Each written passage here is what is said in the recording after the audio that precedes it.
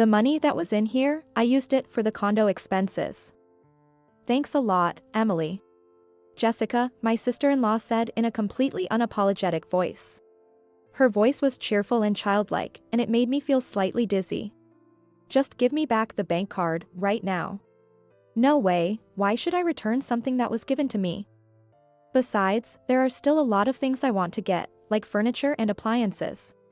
Laughter echoed from the other end of the line. Hearing that, my husband tried to soothe me, saying, well, it's fine, we can save up another $300,000. Is he really that unwilling to stand up to her? He doesn't even know how much I've suffered because of her. Fine, then I won't hold back either. All right. Then you can keep the bank card, Jessica. Jessica was silent for a moment, probably surprised by my unexpected response. But soon, a joyful voice came through the receiver. As long as you understand. I'll use it freely then. Without listening to the end, I hung up the call. If she wants to use it, go ahead. Using someone else's money that she didn't earn herself. And she will come to realize that she will pay dearly for this soon enough. My name is Emily. I work at an IT company and am 42 years old. I met my husband, who is a year older than me, at work, and we got married in our mid-20s. Since my husband's parents' house is close to our workplace and he wanted to save money, we decided to live with his parents until we saved up enough. Fortunately, we've built a good relationship with them and have no complaints. In fact, they are very considerate of us as a working couple and willingly take care of household chores. In return, we give them a bit more for living expenses. I wanted to show my gratitude by letting them see their grandchild soon, but due to our busy schedules, we weren't blessed with a child for a long time. Finally, we were able to have a daughter, and she was born 6 months ago. We also found a great place close to work and are planning to finalize the contract soon. Life had been smooth sailing. Except for my strained relationship with Jessica. I'm home. Hi, Emily. You worked late again today. Sarah, Mommy's home. It was past 7 p.m. When I got home, my mother-in-law, Lisa, greeted me, holding my daughter, Sarah. Thank you, Lisa. I'll take over from here. It's fine, I like doing it. You should eat first. You must be hungry, right? I tried to take over the care of Sarah, but she declined. Appreciating her thoughtfulness, I sat at the dining table. It seemed everyone else had already started eating. Emily, you and John seem so busy lately. Sorry for leaving Sarah with you all the time. Really, it's hard to tell who's the mother here. There it is again. I suppressed the urge to talk back. Jessica always takes any chance to make snide remarks at me. And the crying from morning till night. This isn't a daycare. You should consider the neighbors too. I couldn't argue against that. It was my selfishness that led me to return to work as soon as my maternity leave ended. We were already short-staffed, and I didn't want to cause more trouble, so I couldn't bring myself to ask for additional maternity leave. That's why I was planning to find a proper daycare for Sarah. However, right after I reported this, my parents-in-laws offered to take care of her, saying, leave it to us. As a result, Sarah was entrusted to the most reliable people in the world. I couldn't express my gratitude enough in words. Even so, I understand that we're placing a burden on Jessica. I understand that, but I can't help but wonder. Are we doing something so wrong that we deserve to be belittled this much? I'm sorry, Jessica. Thank you for everything. My husband, John, said, giving another drink to her. Whenever she starts complaining, he always tries to appease her like this. Sometimes it helps, but other times it infuriates me. Right now, it's definitely the latter. Jessica is 2 years older than John, single, and childless. Unlike me, who's always working late, she's always at home. Apparently, she works as a freelance writer and is always under tight deadlines. So Sarah's crying probably annoys her even more. If it bothers her that much, you'd think she'd move out, but that's not happening anytime soon. At the very least, she could help around the house, but I've never seen her do any chores. We'll be moving out soon, once we finalize the new place. Just hang in there a little longer. Oh, so now you're bragging about your new home? Must be nice to be a dual-income family with lots of money. Well, being dual income has its struggles too, you know. We went through that too. We understand the difficulties. So, rely on us even after you move into your new place. Hey. That was just being polite. Don't take it seriously. It's a nuisance for us. The kind words from my parents-in-laws and the harsh words from Jessica alternated. And John, constantly trying to please her, added to the mix. I often find that this dinner table feels less relaxing than my workplace. Oh, Emily, what a coincidence. Shopping? One Sunday evening, I ran into the last person I wanted to see at the station. Jessica has a bad habit of prying into my shopping. As expected, she immediately noticed the shopping bag I was holding. Yeah, just went to the electronics store. Oh. What did you buy? Knowing it would be troublesome if I refused, I reluctantly opened the bag. Seeing the baby monitor inside, she raised her eyebrows. Must be nice to have money to spend on things like this. If you have time to watch your daughter while at work, you should stay home. Actually, this was John's idea. Don't start blaming others right away. She snatched the bag from me and slammed it onto the ground with all her might. The box of the brand new baby monitor was crushed and dirted. John too. Ever since that kid was born, it's all Sarah, he's so infatuated, it's disgusting. That noisy brat should just disappear. What? I could tolerate insults to myself, but I couldn't stay silent when she badmouthed John and Sarah. Just as I was about to retort, she kicked over a nearby row of bicycles. Crash. The bikes toppled over with a loud, dramatic sound. She glanced at the fallen bicycles, snorted, and walked away. I wanted to chase after her and make her take back her words. But first, I told myself to clean up this mess, so I started picking up the numerous fallen bicycles. This is in front of a casino. I think she came out of this place. Seeing how short-tempered she was, maybe she had a big loss on the slots. After all, taking out her frustrations on others is Jessica's specialty. Finally, after putting all the bicycles back, I picked up the paper bag from the ground which was crushed and dirty. Upon checking the contents, it seemed only the outer box was damaged, and the inside was intact. I felt a bit relieved. This baby monitor was something John asked me to buy. He wanted to watch Sarah's growth, but as a dual-income couple, we could only see her early in the morning or late at night. He wanted to at least record her growth, which was his reasoning. Sarah is our precious treasure. After over 10 years of marriage, she is the child we longed for and finally had. Of course, we adore her. My husband, in particular, feels this strongly. We even set up Sarah's crib in our bedroom, rejecting my parents-in-law's suggestion. Why not set up her crib in a separate room so her night crying doesn't affect your work the next day? If you asked him who the most important person was, he'd undoubtedly say Sarah. Such behavior only irritated Jessica even more. Then, about a month later, she suddenly announced she was moving out. Apparently, she had secretly purchased a studio apartment. We were all taken aback by her sudden revelation. How did you afford an apartment out of the blue? I have my ways. The contract is already done, and I'm moving out tomorrow. Sorry, Emily, but I'm leaving first. I was surprised. But, congratulations. I thought it was a good thing. This way, she would be free from Sarah's crying, and we wouldn't have any unnecessary conflicts. Since her move-out day was a weekday, I couldn't help with the move. My parents-in-laws were present, but they said, she quickly packed up her things and left with the movers in no time, and they seemed a bit sad about it. I, on the other hand, felt mostly relieved that I wouldn't have to deal with her snide remarks anymore. Still, I had a slight regret that we hadn't had a proper conversation before she left.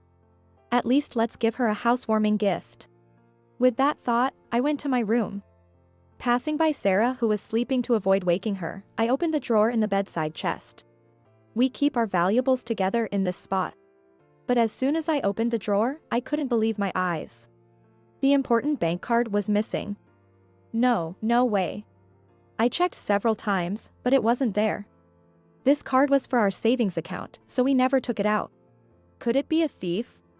I need to call the police. Panicking, I went to the living room and explained the situation to my parents-in-laws.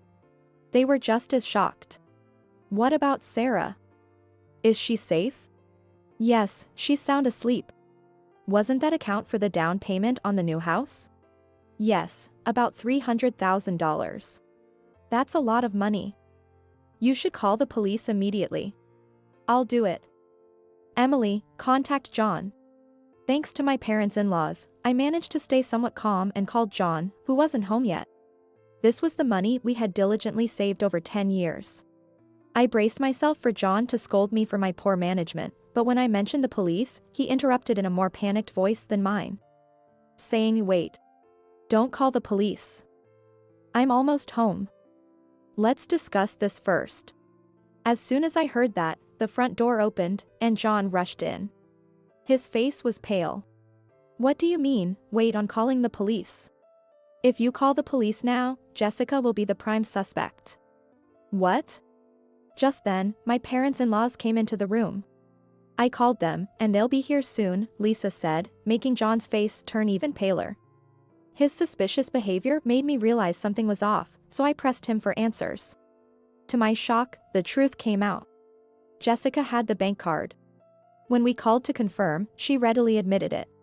Moreover, she brazenly said, "I used the money for the condo expenses." "Thanks a lot, Emily." She said it in a cheerful, unapologetic voice. Her voice was so bright and innocent that it made me feel dizzy. "Just give me back the bank card, right now." "No way, why should I return something that was given to me? Besides, I still want to buy more furniture and appliances."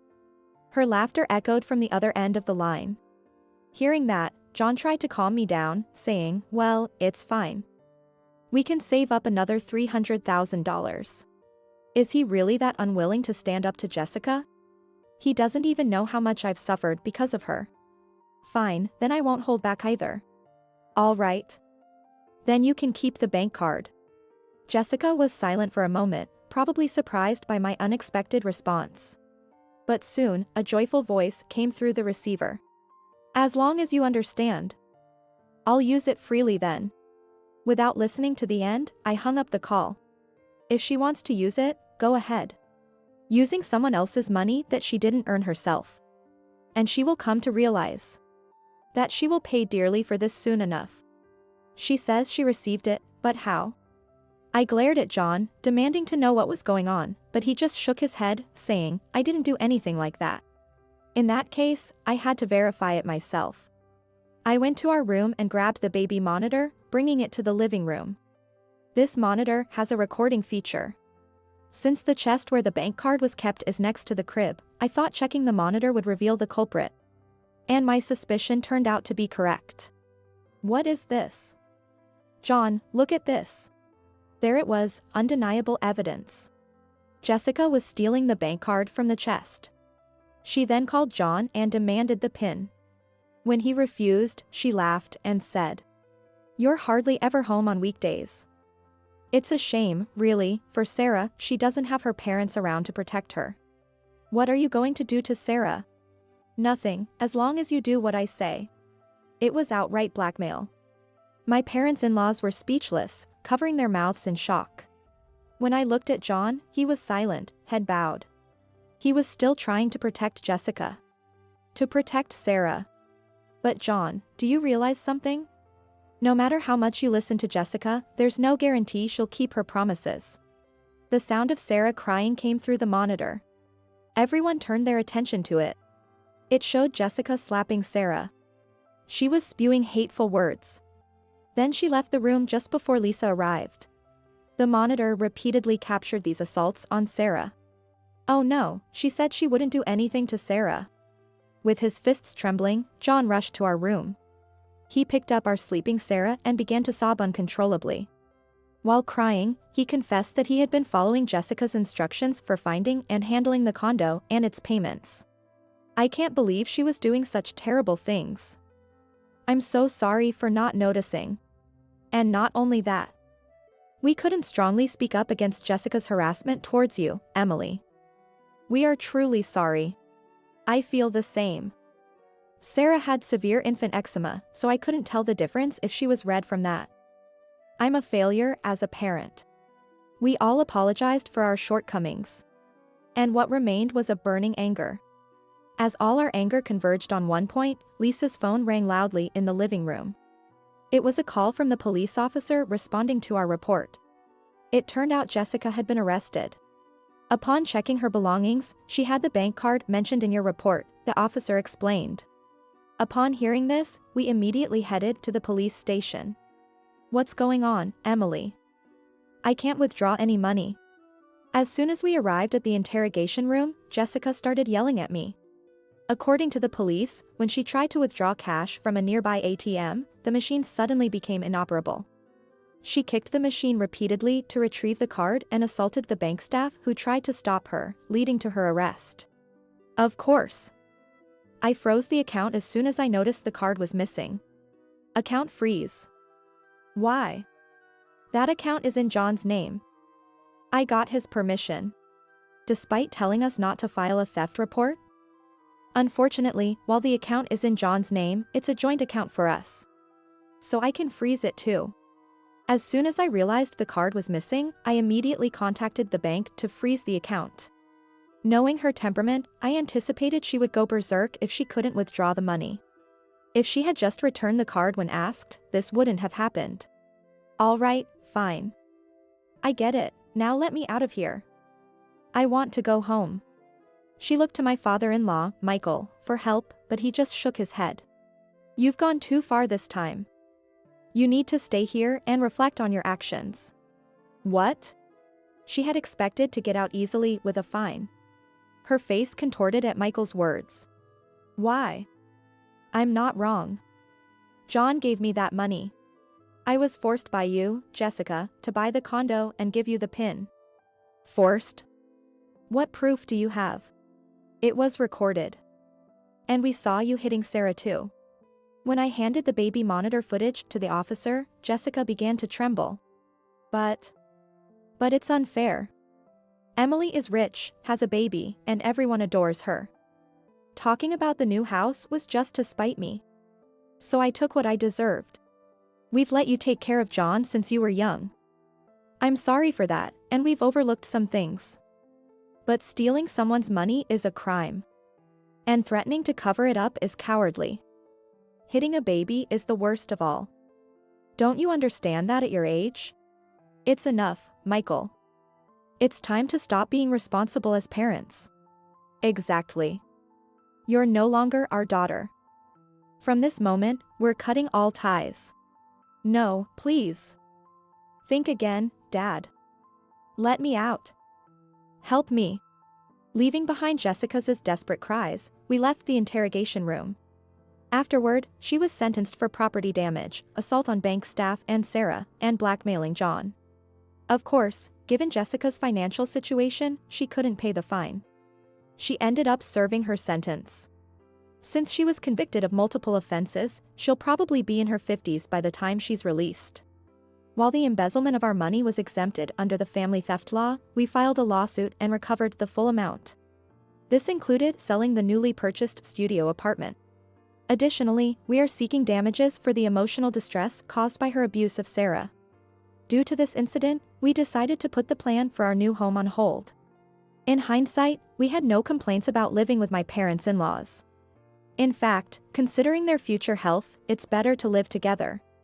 So, we decided to build a comfortable two-family house. Once completed, it will be a wonderful home where everyone can live happily. Of course, we have no intention of telling Jessica where we live. We plan to continue living happily together as 3 generations.